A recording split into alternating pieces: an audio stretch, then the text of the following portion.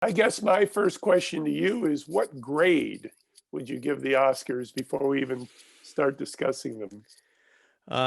If I'm being honest, it'd have to be an incomplete because I missed the first Ah, hour. I was putting our youngest down, and he's kind of has trouble going to sleep at night, so I didn't even tune in until a little after 8 o'clock. oh yeah, And Twitter was my companion because I checked in just to kind of see what I'd missed, and yeah, everyone was just a light or yeah. a titter or whatever because they'd given out best. Was it director? Chloe Zhao had won for Nomadland early in the evening. I was Yeah. like, that can't be right. When did they start the Oscars? Did they start at 5 o'clock? But no, they changed the order up. Well, traditionally, they've always done supporting actor and actress early in the show, kind of to Hmm. warm everybody up, and then they go to the middle squishy awards, and then you're right, they do the big six virtually in order: director, although, or excuse me, the big what it would be after you take, yeah, big four, director up to picture in the acting awards at the end. I have to say I'm giving it I'm being generous here, and I'm giving it a C minus. That's very generous. Yeah, I know they were tasked with something that was very difficult, but there was no outside the box thinking. Think about this. They had that whole elaborate set in the train station, which, whatevs. But they could have done that on one of the massive sound stages. They could have reproduced that exactly, had way more control, both with the people that were there and the people. They could have had another set of people on a sound stage with cameras. It would have worked so much better and cheaper, I bet, because I bet, oh yeah, Paramount, we'll give you our sound stage. Go ahead. See, I Whatever. I have no reference for that train station thing. What I was watching was the like the dinner theater, whatever setup that was where they were handing Yeah. out the main awards. I understand Soderbergh did like some kind of a big production or something. I was honestly in and out for most of the evening. Hmm. And the ratings came out and it said, this is the lowest rated Oscars in history, Right. 9.85 million people. I'm convinced the 9.85 million people who were watching were just the commentators, journalists, and Twitterati Exactly. commentating on it. Twitter. Yeah. Well, it's funny because in the beginning, Regina King opened the show by doing some, kind of woke speech about George Floyd, which is fine. But then she immediately said, "Well, I could hear all the remotes clicking away from the show," and I'm like, "Of course, don't say it." Well, but there's no need And you're going to to. remind people, "I'm not going to watch this." Well, but and that's the thing. I mean, Bill Maher came under a bunch of fire in the last week because he had some stuff to say about the Oscars, but I think he was 100% spot on. Given it's tough because a lot of these movies were done or finished in 2019 or like finished up in 2020 so they could be released. So it's not fair to blame them for coming out in a pandemic year, but Right. as an audience member, when you're going through a year like 2020, you don't want to be reminded of the most uplifting movie, I think, because I didn't see all the big pictures. I saw a lot of them, but I think Minari was the one that could be the least wrist cutting out of all of them. Yeah. Yeah. Sound of Metal was inspiring. I mean, it's risk cutting in the sense that he lost his hearing, but that movie reminded us that we're all handicapped in a way, and the way that we deal with our handicap is the way our lives will be defined, and that's the theme that really, if you see that movie on the outside, oh, it's a heavy metal drummer lost his hearing. I don't want to see a film about heavy metal drummers, which was my first reaction. But then when I watched it, I was like blown away. I was like, wow, this is not, it's about humanity. It's not about this particular profession. And a lot of great surprises in that film, too. Rauchi deserved his nomination. I knew he wouldn't win, but and that's another thing. Do you predict the Oscars? Do you like do a sheet or anything like that? No, because I haven't really been invested in these awards in years. And Uh-huh. this year was particularly surprising at the lack of surprise because typically there'll be two big movies that are going head to head. Is it going to be Right, Birdman? Is it going to be Boyhood? That right. kind of a deal. Here, the only conversation anybody has been having really for the last several months is Nomadland. And it's not even will Right. Nomadland win the Oscar? It's, oh, Right. Nomadland's going to win the Oscar. Chloe Zhao is going to win for Nomadland, thus making her the first Asian American woman to win and the second woman ever.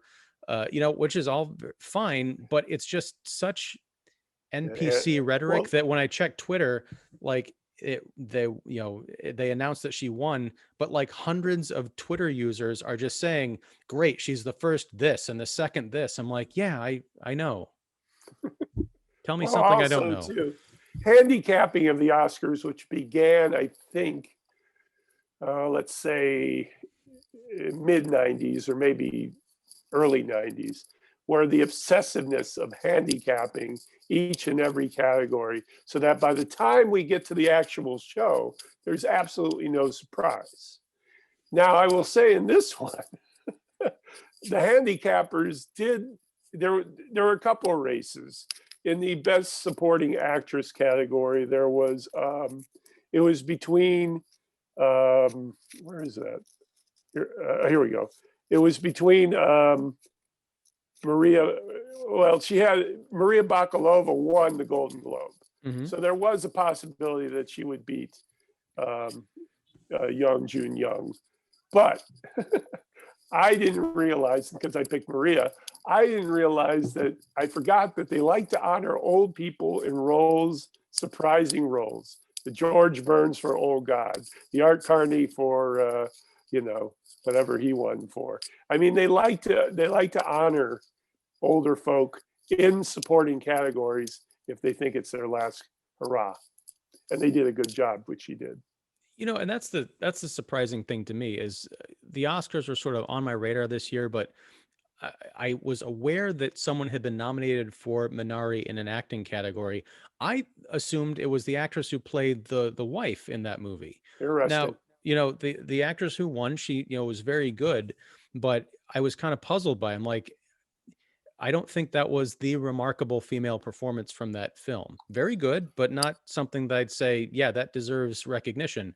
Now, to your point about honoring older actors, I understand that, but I'm kind of confused by it just as a Sure. phenomenon because it's kind of like when people talk about sports teams. The Cubs haven't won a World Series in Right. 100 years. They suck. Right. I'm like, well, only if you're talking about genetically enhanced super soldier Cubs who have been the same configuration playing for 100 years. It's different people. It's just a Good, franchise. interesting. So it's like, Good yeah, point. has the Academy always wanted to honor older people, or is that the mentality 40 years ago? Has it carried on? And if so, why? Because the people now in the Academy are ostensibly younger, or they were Younger younger and more back then. diverse. Right. I was surprised. That's an excellent point. And yet, I always kind of, especially when they're over, I always think about, okay, you got the ballot in your hand, and you know that Maria's unknown, and Glenn Close, no way. Olivia Colman's already won. Amanda Seyfried, no. The only people like Mank were the Filmerati. So, so that leaves you with the old broad. I like that movie, Clue. So, and and my that's apologies to Young, and Young Jung Young. well, and that's the kind of the sad thing is how much of, I don't mind handicapping the Oscars, when you're talking about, who do you think's going to win, but when you talk about the way that the Academy voters consider these movies, because you always have, is it the Hollywood Reporter or Variety, they always have the annual, insider piece of the people who voted, and they're like, I didn't watch that movie and everybody hated this movie, but they're going to vote for it because of whatever. Yeah, I wonder if equality even has anything to do with it anymore, or if yeah. it's just It's like you said, groupthink. It's yeah, groupthink. or these other X factors like let's give it to so and so because they are a veteran actors never won, or let's give it to so and so because they died. Now that was another interesting phenomenon that did not happen with It was Chadwick a Boseman. shock. It was a shock, but I don't think it was a shame. Now I did not see No, I mean that performance was great. Tony Hopkins' performance was great. I love I that you think call him Tony Hopkins. You guys going out for beers, going down to the pub? the thing was, and that's why they switched the order because they wanted that big emotional moment. But that's where, to me, the age factor of the Academy, what's going on there? because it's like, okay, if they're younger and more diverse, how does Anthony Hopkins win again? Not because the performance was that great, but there were some equally great performances. Of the five, I thought Riz Ahmed gave the best performance, with Yeah, Tony being in the top next probably. But Chadwick Boseman, it seemed like a slam dunk. I missed the best actor and best actress category probably for the first time since I've been handicapping, which is since the 80s. Positive of that. I don't have a record, but I'm positive of that. well, the Chadwick Boseman thing, I saw Ma Rainey's Black Bottom. I didn't care for that movie. I didn't care for him in that movie. Interesting. I feel like he gave the best performance you could with a character that was that poorly drawn. Interesting. He struck me as being kind of a cartoon character. And it was just so weird because people were so invested, and I Yeah. understand why. I love loved. I don't know what the correct way to refer to someone who's no longer with us is. I think was a brilliant actor. I just feel like that was not his chance to be recognized for powerhouse performances. It was not this movie. I would have rather seen him win for something else. And then the immediately backlash, I should say, or blacklash, I Or don't know. Blacklash. Um, on Twitter, it was like Anthony Hopkins. This was someone posted this, and their sentiment was echoed. Like Anthony Hopkins won against Chadwick Boseman. He couldn't even be bothered to show up. And He's 83 years old. someone posted a response to that almost immediately saying he's 83. It's 4 a.m. in Wales where he is, and we're in the middle of a global pandemic. And my thought was, all right, you're mad at Anthony Hopkins showing up. Do you think Chadwick Boseman was going to show up? That would have been Oscar worthy. Yes, that would have been something.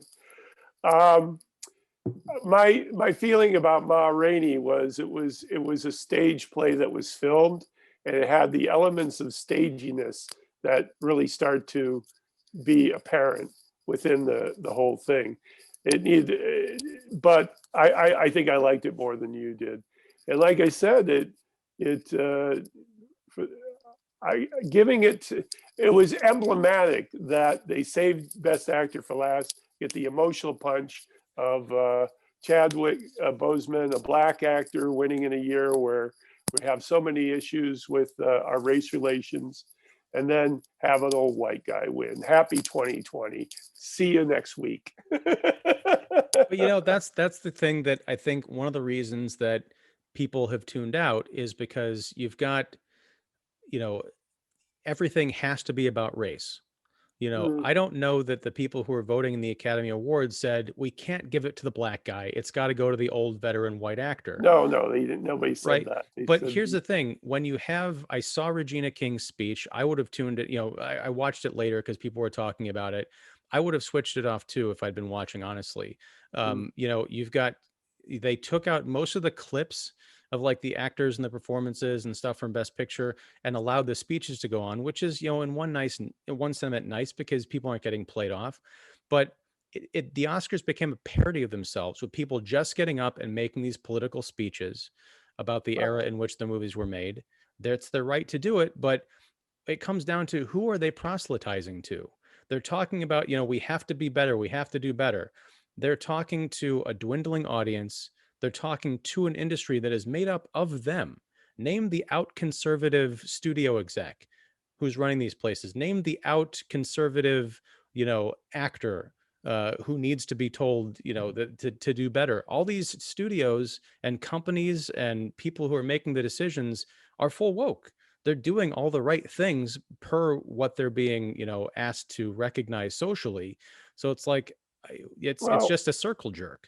that's an interesting point. And beyond that, though, and I said this too on Monday on Eddie's show. I said, who is pining for longer acceptance speeches? I mean, if you're surveying a focus group about the Oscars, I think they would put that last on their priority list, quite frankly.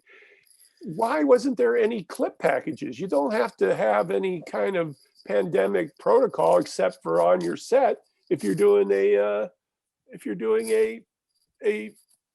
film piece. Why were there not film pieces? Why did they treat the in memoriam like they Oh did? That my was God. ridiculous. Yeah, Clint Worthington on Twitter. Because again, I was glued to Twitter in a way that I'm never glued to Twitter because I couldn't quite stand what was going on the screen.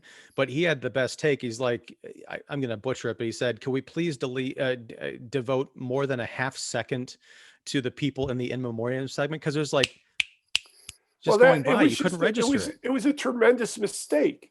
I mean, they actually did say, well, to look at the whole thing, go online. Well, that's an easy thing. You get the main people there, and then you say for the rest of the story, go here. But it was just a disservice to everybody. The main people and they have publicists on there, and Jerry Stiller's toupee fell off. They went so fast by him. I mean, it was ludicrous. It was almost a parody. Well, They used to do parodies of in memoriams on every comedy show. This was a parody of a parody. well, they breezed right through that, and yet they spent 7 or whatever torturous minutes with Lil Rel doing that stupid piece with Oh my Questlove of God. Name That Tune, and the most, I don't know how stupid they think the audience is. That whole thing with Glenn Close was clearly a setup. It was set up. Just so she could do the butt. I'm like, yeah, veteran actress Glenn Close. When they do her in memoriam package, they're gonna show that clip from the Oscars. I don't think so. Just Well, the most that reminded undignified, me stupid skit. that reminded me of a dull party where somebody comes in and has a suggestion, and then it bombs totally and makes the party worse. That's what I felt for Little Ray, because I like him. I And, like him too, but but that was a room that was death when you walked in, because what, about an hour of the show had gone by, maybe an hour and a half. So everybody's really subdued and like, get this over with. And suddenly, hey everybody, let's play a game. the highlight of the Oscars for me, and I never thought I would say this about the person I'm going to praise, but Tyler Perry's it wasn't a lifetime achievement, it was like a humanitarian award or Yeah, something. they usually give it at the Oscar luncheon, and they used to give it on the ceremony itself.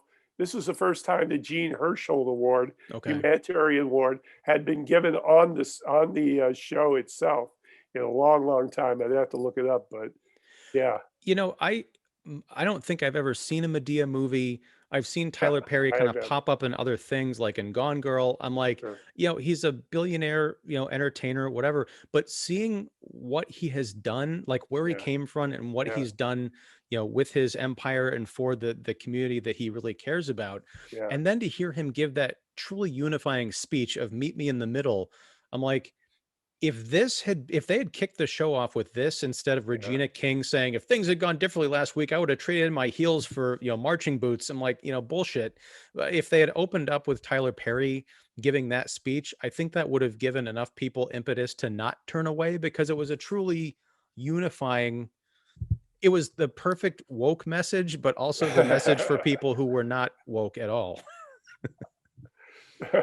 What did Jimmy Kimmel say? For such a woke Oscar, there were a lot of people falling asleep. That might be the I first think on that time I've note, laughed at a Kimmel joke in years. You want to move on to yes, I was thinking on that note, we could go to a filmmaker who will never again be recognized by the Academy in any sense no, because he has been officially canceled, Mr. he Woody is Allen. officially canceled. This year was his canceling year. I did not know this until the Amazon, when you rent a movie or watch a movie on Prime, they have like little trivia that pops up. This was the first Woody Allen movie in 40 years to not have played in a movie theater. Yeah. Partially because of the pandemic, but partially because he's been canceled. Well, they didn't release this one until last year. Rainy Night in New York played a few theaters. Was it last year or the year before? Anyway, it had broken a streak since 1981 that he had a film released in a calendar year.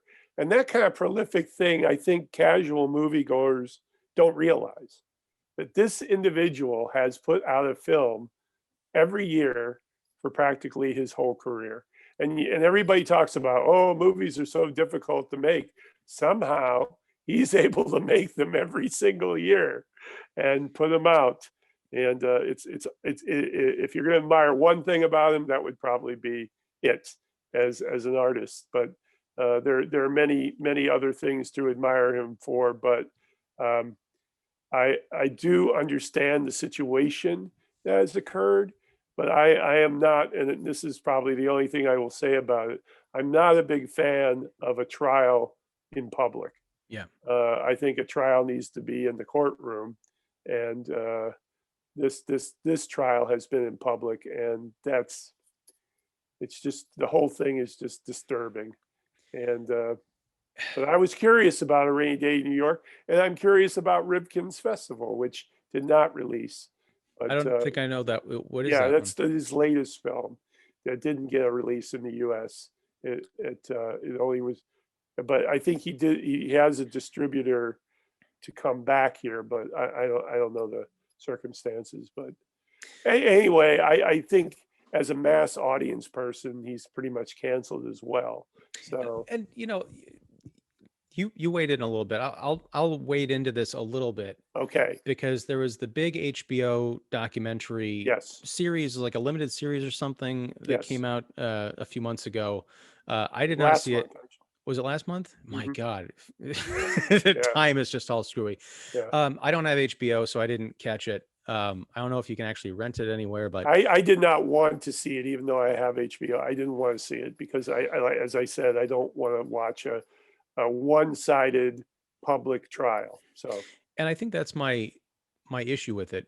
Having not seen it, I know there are people who watched it and said, "Oh, here's this is smoking gun stuff." I know other yep. people who watched it and said it's still just speculation, and Hmm. Alan did not participate in it, probably for Hmm. obvious reasons. But I keep going back to what you said about how he's able to keep making movies despite decades of these rumors, these stories being out there about him. People not only continuing to work with him, high profile people, but people coming to his defense in the press, most famously probably Scarlett Johansson recently. um, Ah. but I've talked Steve Stolier, who wrote that Raised Eyebrows, the Groucho Marx biography. Hmm. He knows Woody Allen. He's kind of had connections with him in various capacities. I talked to Nicholas Jarecki, the filmmaker, last month. He made a movie with Woody Allen early on, and I asked him about, because he's kind of this weird nexus of working with canceled people and controversial figures. Um, and he just we talked a bit about like, what's that like? And he's like, they don't bring that stuff onto the set, Right. but I would have a feeling that you kind of get a feeling if you were working with someone that's skeezy or criminal. And I think that's a testament to the fact that you've got Elle Fanning and Timothée Chalamet, two young rising stars who don't need to Right. put themselves in danger working with a pedophile or whatever Alan is accused of being. You've got veteran actors like Liev Schreiber and Rebecca Hall and Jude And Law, Jude Law, yeah. right, starring in a movie. So I'm not saying that there's not a smoking gun Harvey Weinstein documented thing that they're going to get Woody Allen on someday, but I also don't see him as being Bill Cosby. It strikes No. me that he's going to continue making movies whether or not they're released, but it's just there's a disconnect to me. He has an interesting funnel of investors. Now that the investors have dried up in the U.S., there's sort of I read about this in regard to him. There is a back channel of investors who know if they put $1 in, they're going to get $2 back with his movies. That's the way that it's financially structured.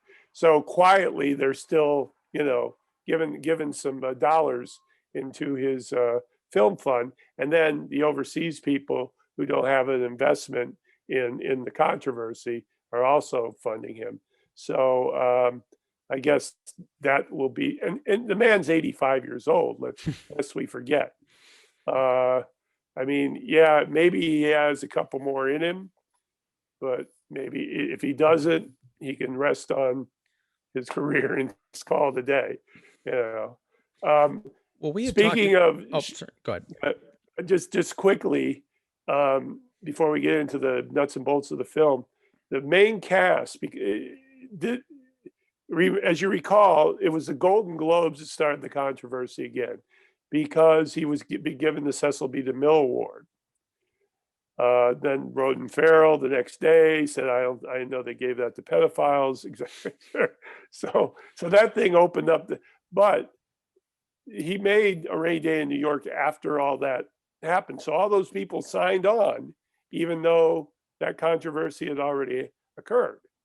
So they, and Rebecca Hall had worked with him before. I think that's the only person in the film that had worked with him before, and of course, famously in Vicky Cristina Barcelona. So, so they made that film, and then 2017 November, the hammer came down on the Me Too, and that's when I can't remember her name now. The woman involved when she was a child. I'm stuck on Dakota, but anyway, she came out and went on CBS News and just, oh, it was just devastating.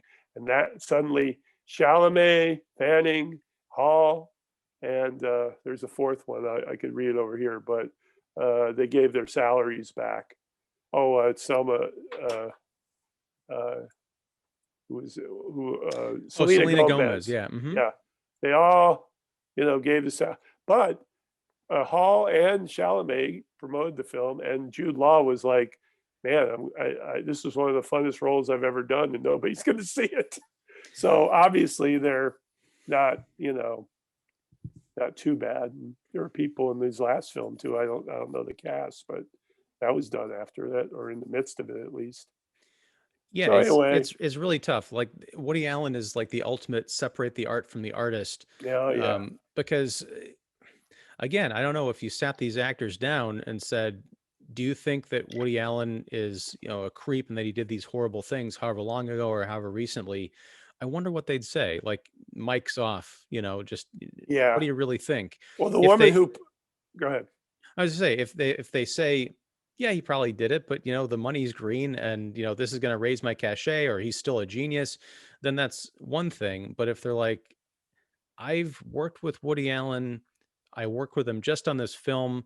I never got the inkling that he would, Right. maybe he's eccentric, but I don't think he's a kitty toucher. Um, it was Cherry Jones who played Timothée Chalamet's mother, Hmm. Gatsby's mother, who said she did a lot. She did minutia-like research on the situation, and she could find nothing that said that he did it. So she was one of the few people who came out publicly and said, um, he goes, she said, "I don't know the truth, but I know that if we condemn by instinct, democracy's on a slippery slope." I'm like, well, okay, but yeah, but the legal system, the law and order legal system that we've we've we've kind of hedged civilization on is definitely on a slippery slope if we allow just public trials, almost like a witch hunt, if you will. Well, and Anyway, it's also to that point, it's been, I don't know when the most recent allegations were, but you know, like 91, 92, sir. so it's been 30 years. Yeah, So it's almost. like, all right, Bill Cosby, even though his crimes dated back, 40, 50 years, they Yeah, still got enough people to say, no, we're going to take you to court and throw you in jail. Same with Harvey Weinstein. Woody Allen right. has never been officially accused, charged, No, booked, he's nothing. never been charged. There's never been a trial. And again, But I don't want to say that I'm trying to stand no, up for the guy. If he no, did I'm not something, he saying needs to that be either. thrown under the jail. But I just Yeah, to the point you opened up with, this whole speculation and people jumping on him and accusing of things, it just bothers me. Now, that said, we're actually going to talk about the movie at hand, A Rainy yes, Day in New York, please. which unfortunately, Yes. if Woody Allen was going to get canceled, I would say Exhibit A. I did Oh, not like this dude. movie. I'm And not saying I'm completely the opposite, but having seen his whole filmography, which I have since the early days of being a cinemaphile, I have to say it was almost like comfort food to me. I mean, that's the best way for me to describe it. I felt comfortable with the rhythm and the pacing. I thought the acting was top drawer. There were a little few things that are too nebbishy. I can't, like what lip shits, lip shits. She's sleeping with lip shits. I'm like, oh my gosh, come on, Nebbish. You did that bit 30 years ago. It didn't work. But anyway, That to me, it was comfort food, and I enjoyed the heck out of that film. Unfortunately, my wife got a hold of it, and then she started doing the thing where she watched it constantly. And then I was like, I'm seeing the flaws here. Please mm, let me have my one showing. And then, because it doesn't hold up to multiple viewings. Let me put it that way. here's the thing. I have not seen all of Woody Allen's movies, and Okay. I don't wear that as a badge of honor. I just wear it No, as, I want to see all of his movies, and I feel like I'm kind of doling them out to myself. I'll watch a couple each year that I haven't sure. seen because it's like I really like him as a filmmaker, as a writer, as a comedian. So it was really kind of disappointing to me. 4 years ago almost, we talked about Wonder Wheel, Wow. the movie that got canceled, right at the Right. outset of Me Right. Too, movie which I very much enjoyed. And so watching this, I realized a couple of things. One, I officially do not care for Timothée Chalamet as an actor. He is yet to impress me with anything he's done. Um, I think he was there in Call Me by Your Name. He made an excellent pseudo eighth sister in that Little Woman movie. I just He's the idea of a good actor rather than a good actor. he's got a great look, and Yeah. I'm convinced there's a part out there that I could watch him in where I'm like, maybe I get it. But when I see that he is when they remade Dune and they cast him in the Kyle MacLachlan part, I'm like, that makes total sense. Because if you're going to remake a wooden lead performance, you have to get the most uninspired, uninteresting actor of our uh, generation, and they did it with Timothée Chalamet. when does Dune come out, by the way? Sometime this year, I don't know. It's on this. I want to say it Okay. was October at one point, but um, Yeah, now we all know.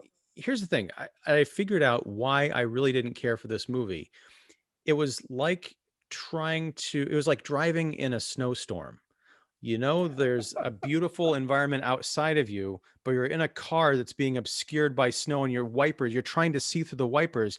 I was trying to see through the incongruous acting because you've got Timothée Chalamet playing the Woody Allen character, but he's playing Right. it in the 21st century. The reason I think Wonder Wheel worked with Justin Timberlake as like the Woody Allen kind of stand-in is Yeah. because he was doing it in a period where that kind of rhythm and cadence made sense. That movie takes place in the Interesting. 60s. Uh-huh. When you've got Elle Fanning's character, who's like this Uh, 21-year-old college student, asking a question about a character saying, is she a spy? I'm like, who the hell thinks about spies in Gen Z or whatever? Like, what is this? And Timothy Chalamet he's delivering the Woody Allen dialogue, but he's doing it as if he's reading like bad poetry at an open mic night. Like, this is the way the beats talked, man. It drove me well, crazy. I have to say, the first foray into trying to write for a younger actor was Emma Stone, where they weren't doing a period piece, was Irrational Man. I didn't like Um, that one either. well, I didn't either, but I thought one of the big failures of that film was he couldn't write for younger people. He had no idea. But in this one, I think there's a semi comeback with that, only because I know he has a couple of kids who are probably that age. So at least he was able to observe. We don't need to And, talk about that, Pat. We've been well, I over know this. him and Sunyi adopted a pair of twins, and they're now of college age. We'll get that over with. So, so I'm just saying that I think he was observing the rhythms of younger people a little better. I mean, the exchange between his his old school chum and he on the street, I thought was very funny. Um, and I also enjoyed Chalamet's performance more than you. I did think he took the Woody Allen persona and created and allowed it to flow through a younger filter.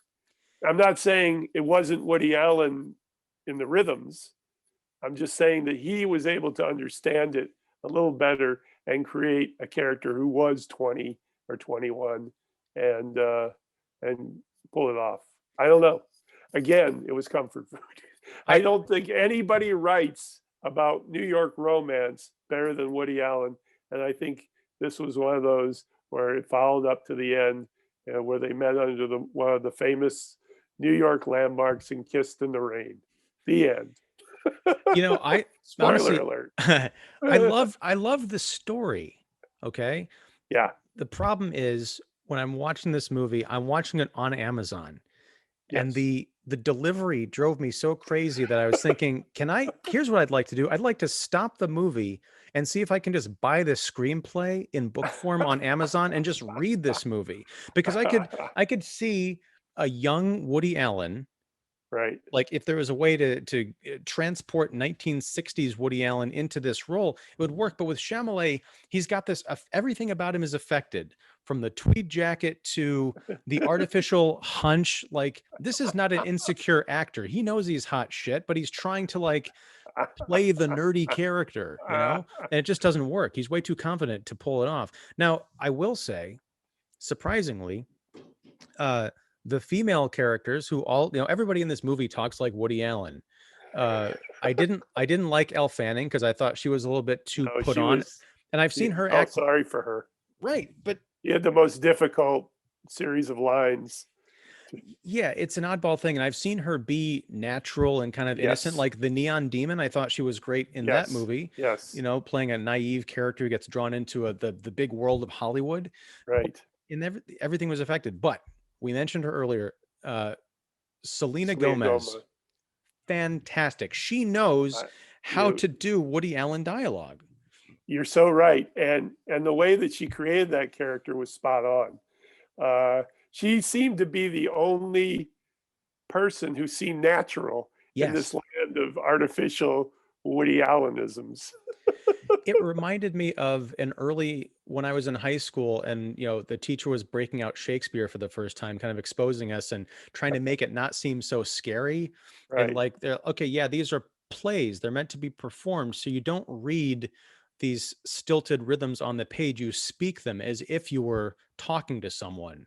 Mm, uh you know it's not to be or not to be, it's to right. be or not to be, that kind of a thing. Make Right. it conversational, make it dialogue. She does that beautifully with Woody Allen stuff. The thing about, to get back to Chalamet, and this is the nail I'll put in that coffin before, I don't want to rag on him the whole show, kind of do. uh it reminds me of, I feel like there was 20 minutes at the beginning of this film where Timothée Chalamet and his great great great grandfather, played by George Burns, have a body swap. And George Burns gets stuck in the body of this 21-year-old New York kid. And, the old body's in a coma or something. Had This it was been 18 30 again. years before in my own work. I think it's intriguing that you mentioned that, you could have, except for the cell phones, which played into the plot a bit, Yeah. you could have set this in 1962, let's say, New York, and it would have been legitimately the same. I mean, you know, Yeah. The, uh, the bones of it are and if timeless. they, even if Chalamet was playing the character in the past like that, you might have accepted him more because maybe that's how people were back then. You just don't know. Maybe I think of like it. I think it requires a specific actor. Like, I think of, he's a bit too old for this now, but I'm thinking of Emil Hirsch, like 15 years ago, could have played this part. Because he was in that movie, The Girl Next Door, which, Mhm. people think it was a crappy remake of Risky Business, which I can see, but I also really like that movie. And I liked him I've never seen that. in it. Yeah, it's fun. It's weird. But yeah, so it's just all over but as far as the story is, you've got these two kind of privileged college kids who go to New York because Elle Fanning is a journalist for the school paper. She gets an exclusive interview with this elusive director played by Liev Schreiber, who, I think he did, I for think the most he part, a knew how really to good do it job. too. but it's like Yeah, I she's do supposed to too. interview him for an hour. Turns out to be a whole day affair in which she becomes the muse to this director, the writer of the film played by Jude Law, and then Diego Luna, who is just this other actor who I don't even think is involved in the production. He just uh, the Schreiber character, when he disappears, went to go talk to that actor, and then everybody's Right, looking for the director. So he tries to seduce Elle Fanning. right. Um, and then meanwhile, Chalamet, as you mentioned, is running into an old, not even an old flame, but the little sister The of someone sister that of he an old dated flame. in school. Great dynamic there. The The writing, the storytelling is You're right. great. No problems. It's all in the delivery for me. The Diego Luna character was almost like Mad Magazine. It was like Francisco France, Diego, I or think it was like Francisco Vega or something like that. Yeah. right. It was like, okay, let me see, how can I transcribe this name? You know, Uh, and I thought he was, I thought he was fun. He was even he less was Woody Allen. natural. Yeah, he was natural, but it felt like Allen. I don't know if he was trying because was writing for a character of a different ethnicity. He tried to step outside of his nebbishness to just paint him as like just this regular He vain does that Hollywood guy occasionally. who's, yeah. But I think it worked in this case because he sounded like a real person. Um, I liked the seduction. I think it was nice that Suki Waterhouse showed up for 3 minutes because I Yeah, really liked her in The Bad Batch. I don't know if you saw that movie from a yeah, few years ago. yeah, yeah. Yeah, it's a fun movie, but I just couldn't. Yeah, I'm very conflicted. Well, no, I think what's interesting is, you started the show uh, saying this is terrible, blah blah blah, and you've softened a bit, but I totally understand everything that you've said. All your arguments are absolutely sound when it comes to viewing this film. Again, I think just as an older and more veteran Woody Allen person, I've literally seen every film he's ever made. It kind of, and I hadn't seen anything except the play in Six Crises, or what, Six Plays in Crisis, or whatever that Amazon series was, a total and utter bomb. It's impossible to get through. Mm. But so that kind of soured me on the whole thing. But it's been since Wonder Wheel since I'd seen a Woody Allen, and it fit like a comfortable coat, and probably put my blinders on me. But once again, I hearing what you have to say, and also thinking about, like, Elle Fanning, for example, she didn't even look like she usually does. Mm-mm. She was playing this, I don't know what the hell she was doing with that character, but she certainly, it just didn't work. It just did not work. Her interpretation of it didn't work. And then you had Gomez, who was knocking it out of the park. Sure, maybe they should have switched roles. I don't know. But I don't know anyway, because I'm how about Jude Law as a New Yorker? he was all right. I was mostly distracted by his hair because like You I wouldn't guess I'm wear just so used to seeing him with toupee. like the movie star hair. Well, no, I don't think there was a toupee. I think it was just like it was all thinning and kind of widow's peaky and all that stuff. I think Yeah, he he wears was. he wears he wears hair pieces in some movies. Oh, but just not in this one. I He got what you're wasn't he saying. wasn't Yeah. wearing it in this one, as he went after lift shits. I liked him more when he wasn't talking as much. Like Yeah, when he gets in that whole confrontation with Rebecca Hall, who played his girlfriend or wife, wife or his whatever, wife. and they're accusing each other of having affairs. Then he goes into Woody Allen kind of overdrive, and I was like, and did you Yeah. notice this really weird cut in the bar sequence where they're at this big Hollywood party? Hmm. Uh, Elle Fanning is talking to Liev Schreiber, and I can't remember the context, but they were talking about something, and she gets really excited, and then it smash cuts to her crashing into Jude Law at the bar, like as if there was a transition missing. Oh, sometimes you don't get enough coverage, but you don't have enough time to go back, and so you do those jump cuts and hope nobody notices. How about the big reveal? Cherry Jones plays Gatsby's mother, and there is a big reveal. Should we make that reveal, No, I or mean, I think I? as much as I don't like It's a this movie, spoiler alert. I'm gonna recommend that people see it because, and I was just about to mention this before you said it. Uh, That was my next point.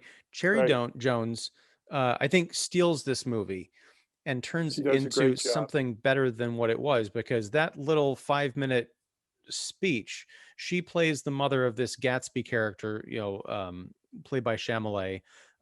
She's kind of aloof. She's disapproving because her one son is kind of getting his life together, even though he's about to marry a girl with an obnoxious laugh, and that becomes a big running joke.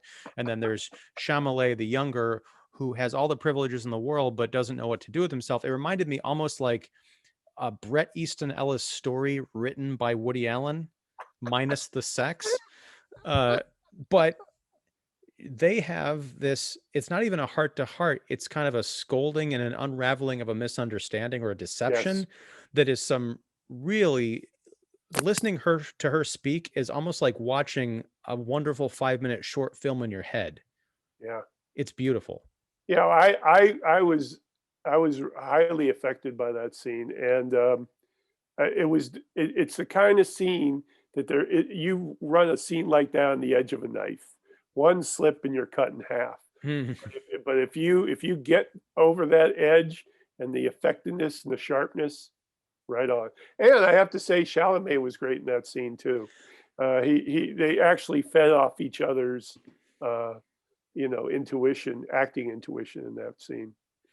Yeah. And I think because that scene was more about her and he was just sort of there Right. to react and support as an actor, because he wasn't Woody Allen all the time. And I caught that. He would kind of dip in and out of the nebbishy kind of Allenisms and into a more natural cadence for just a couple of sentences throughout the movie. I was like, there's something I want to latch on to that character. And this scene at the end is a good example. I like to do a article or a podcast on who did Woody Allen the best of all the substitutes. Because if you see Kenneth Branagh in Celebrity, my God, it's almost a perfect imitation of Woody Allen. And if you see Will Ferrell and Melinda, he's doing a pretty good Allen. So You it'd be know, interesting to go. You'd have to go through everything post like 1995, because generally he starred in everything uh, uh, up to 95, and then he gave it over to the other actors. So and I have not seen either of those movies that you're talking yeah, about. I have not seen. Melinda is, I think, is available on Amazon. Well, maybe not. No, it wasn't. Okay, you're Um, trying to watch that. but I got to say, one of my favorite Woody Allen movies of the ones that I've seen is one of his more recent ones, Hmm. and that's Midnight in Paris. And I thought Oh that yeah. Owen Wilson did a really great job of doing Woody Allen, but also doing Owen Wilson. Yeah, yeah. He filtered Allen through his Wilson persona, which is, and as a combination, it kind of worked. Especially Yeah. when he went. I loved when he went back into another past. As you recall from that movie, he was obsessed with the movable feast era of 1920s Paris. A mysterious car picks him up, takes him there. But within that context, they go back to the Belle Epoque, the right before the turn of the century Paris, and suddenly he realizes um, that you can't do this. It doesn't work. You have to live in your real time, and and uh, that was a real revelation, a transition for Allen, because he's one of the biggest nostalgists working. But he always imbues his younger characters with traits of himself as a nostalgist. Timothée with Chalamet loved all the Cole Porter songs. And like, there's not many 20-year-olds that's good on Porter unless you're a theater kid. Well, that's the thing, is like a lot of the references are, 60, 70 years old in this movie. And it's not even in a way where you can couch it as, oh, he's just a hipster. I didn't get the feeling that he would be into any of that stuff. But I don't know if we've talked about Midnight in Paris, but one of the things that I loved about that movie and totally blew my mind Uh-huh. is that the seed of it, I think, was planted in the 1969 Woody Allen stand-up comic album. He did a routine about going to a dinner party with all these literary characters from the past, and there's a great, punchline about all these characters punching him in the mouth. And so when I found out where that car was going and he sat down, he's like having dinner with or drinks with Ernest Hemingway. I'm like, oh my God, this is that routine stretched out in a movie form. And I'm all about That's this. so funny. And that was probably one of my most not embarrassing times in the screening room, but pretty good because I could not stop laughing at that Ernest Hemingway scene because I really dig Ernie. And the whole persona of the way he was talking, Corey Stoll as Hemingway, just I could not stop laughing. I mean, literally minutes. I was like giggling about it. It was bad. I know people just think I'm insane anyway, but that was one of those times when you know And that everything happens to me. That's the song he's singing. It was first recorded by Tommy Dorsey featuring Frank Sinatra. so So that was a there you real go. song. I didn't recognize it. I Yes, thought that was just a bit like Woody Allen has it's a is the most standard. Woody I'm Allen not song. familiar with it, but it's a standard. And everybody from Chet Baker to Stan Getz to Neil Sedaka, and of course Sinatra. They've done, and then at the end they list Timothée Chalamet, A Rainy Day in New York. Now, But again, I didn't mind that scene because he's not a singer, but he could stay in tune. It's interesting to hear voices that are not singers sing. I've always been fascinated with that. yeah, I thought he was pretty good. And Yeah, it was nice. I wish it were in a movie that I liked more. Now, the one thing I think was kind of strange was I wonder, kind of like when we talked about Wonder Wheel, we also talked about Louis C.K.'s "I Love You, Daddy," yes, and how that film almost seemed to be like a borderline confession of all of his inner, yes, turmoil. In yes. this film, there's a line where someone says, I wouldn't trust my girl with a big time Hollywood director." Is that Alan thumbing his nose at his critics, or is that being like, I wouldn't Yeah, either? yeah. But it's funny. Has anybody misused his rehab worse than Louis C.K.? I all this money that you spend on obviously you have to have a publicist if you're at a certain level. And why you wouldn't listen to that person, I don't know. What do you mean? I've not really followed Louis I since. think he just doesn't have a strategy for coming back. You know, Well, I I do know that he tried. I think he released an album. Maybe I think it was just on his own website. Like he did, someone okay, allowed him to do stand up, and he released it. I know he played a couple of dates, but I don't know if he just didn't register with people, if folks are still kind of skeeved out, if it's too soon or what. But yeah, I feel like he tried to make a comeback, but it's just right. not in the cards right now. Well, I just felt like I don't know how you would handle that. Go on Oprah and do a interview. Is that the best way? But he started it off by just walking down to that underground comedy club The in Cellar, Greenwich Comedy Village, Cellar, right? Comedy Cellar. Thank you. And he just got on stage and started doing his bits, and people were kind of like screaming, heckling him about, well, why didn't you talk about your situation? Mm. And there was an incident where he went back and forth with somebody at the club, and then the Comedy Cellar management had to say, we didn't know he was coming. We didn't know, it Mm. was a totally botched attempt to try to get back into any kind of mainstream thing. Now, the pandemic year could be good for somebody like him. Who knows? This once everything starts getting up to speed, which I don't think is going to happen until at least 2022. Um, then with a 2 year break from everything, so maybe they will be saying, yeah, let's let's bring Louis C.K. back. What the hell? We're all dying anyway. Let's bring Louis C.K. back. You know what they got to do? They got to get Louis C.K. and Woody Allen to make a movie together. Hey, Because it's Louis C.K. worships Woody Allen. He was in Blue Jasmine. Remember? uh, I didn't see Blue He was. Jasmine. That's You see Blue Jasmine. yeah. Okay. But I do remember we talked about this. How I Love You, Daddy. it was Yeah, a New York movie, a black and white movie, yeah, and very much a Woody Allen, like in that spirit, which I think was one of the reasons it got canceled. Um, but I, yeah. I mean, all the parallels were so weird that yeah, I think, you these know, corporate concerns, they panicked pretty well. I mean, I think Woody got a big chunk of change from Amazon because he sued them.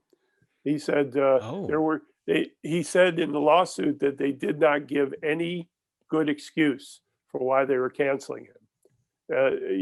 They couldn't say to him, "Well, you're a pedophile," because he had never been, you know, adjudicated for that. So, so it was all about, well, the society and the atmosphere is such. You could see a 30-year-old exec. Well, the society and the atmosphere is such. We just can't feel that we can't go on. And he sued him, and they both came to and then Amazon puts Rainy Day in New York on their system for free. well, it's I'm like, I don't get it. well, but it's like we were talking about with Louis C.K. Maybe it's just the passage of time. Yeah, Because that yeah, was Wonder Wheel was 4 years ago this fall. yeah, Um, but as far as Louis C.K. and that whole Comedy Cellar thing, I'm not familiar with it, but I could see that going badly because if he finally felt like, okay, I'm going to get back on stage, I'm going to do comedy. If he right, had a routine that did not involve the scandal, it's kind of like I imagine people going to a rock concert right. where U2 is like, we've got some new songs. And they're like, play, still haven't found what you've been looking for. And he's like, no, but I got this new stuff. No, we just want to hear the hits. We want you to Yeah, open up and yeah, confess. It's possible that if he ever does, and maybe he has, I haven't listened to his newer stuff, but if he ever does talk about what happened, it's possible we won't know about it for years because that's yeah. how are you going to turn that into comedy? Well, I think there's a lot of absurdity in it, and with his style of comedy, which is basically self-confession, as you said. Uh, I mean, if you've ever seen his comedy, he did so many masturbation jokes. I'm like, well, I guess, I guess it's pretty par for the course that he would whack off in front of somebody, Well, that's the thing. which I found so bizarre. Who thinks rationally and does something like that? Nobody. And that's that's I don't want to relitigate Louis C.K. No, because I think we no, kind of you're talked right. about this You're right. on that show. I People can don't go know the watch it. details. But I don't want to know the details. well, but it is like it's weird because he got in trouble for the very thing that made his career. Yes. Even the HBO show Lucky Louie that he did, there was a lot of nudity and embarrassment, like masturbation stuff in there. His FX show was very raw and Yeah, honest. very raw. People I were like that huge show. Louis C.K. fans up until the moment where he got called out and then subsequently canceled. And now you can't even like say that you like his comedy or admire him as a filmmaker. You just, oh, you Same as like Woody monsters Allen. too. Yeah. You really can't say that, oh, I'm still a fan. What? He's canceled. Right. And there were a lot of people who watched the HBO show and said, you know, that's some real compelling evidence there. He's canceled. Yeah. Yeah. Yeah. I I now proclaim him canceled. And I will be happy. Here, let's make this pact. If and when Woody Allen ever goes up the river, uh, or confesses or whatever, we'll come I back will and we'll reevaluate. I will be the first one to come back and reevaluate. So, what would you, after all this discussion and going in the 5-star system, how many stars would you give a rainy day uh, I in am New going York? to give this movie 2.5 All stars. right, that sounds good for what you discuss. It's a full Now, star more than I would have given it before this conversation. So yeah, I think had I only seen it once, it would have been 4, but I had to kick off a half star because it just doesn't hold up to multiple viewings. So 3.5 out of 5 for me. all right. And and again, I'm looking forward to see Rifkin's Festival, which is Senate Film Festival. And Wallace Shawn plays a man named Rifkin who has like a film there or something. I don't know. So it's the San Sebastian Film Festival, which I guess is a big European one, and he actually premiered it there last year. So, but so couldn't is find a distributor in the U.S. so is it? It doesn't have U.S. distribution. Do you know if it's online anywhere? Like, are there foreign They're rental sites? I don't working. know how it works. They're working on a VOD deal right now, but I think it's going to come out of Europe. Because I was so curious after I finally saw A Rainy Day that I'm like, well, what's the status of Rifkin?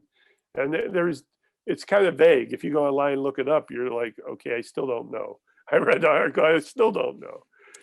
Now I'm curious to see if I got the whole thing with Louis C.K. right about his comeback. I'm going to actually look it up afterward, and if I have to report back, I will on our next adventure here. Well, I But gotta say, the idea of Wallace Shawn playing like an elderly Woody Allen, I want to see that. I'm surprised that Alan didn't play that role actually, because him and Sean are approximately the same age. Yeah, maybe he's But just Alan's turn in that Six Crises thing, if that didn't retire his acting, I don't know what will, and pretty much it has, I guess. Hmm. Well, we're going to retire this episode. I Yes. really appreciate you coming on and recommending this movie because this flew right over my head. I didn't even realize there was another movie to discuss. I was glad I came across it because it is interesting to keep this kind of adventure going on with this discussion, because it's all relevant to, as you said before, art and the artist. Yeah. Yeah. Well, it's been a wide ranging, very lively discussion as always. Thank you, Pat McDonald of HollywoodChicago.com. Your information will be down below if you're watching this on YouTube. Yeah. Follow Pat, keep up with everything he's doing. He's on the radio. He's a man of Oh yeah, multimedia. So multimedia, master of none. all right, man. We'll be back talking about something next month. Yeah, Until then, blessings, sir. yes, blessings to you. All right.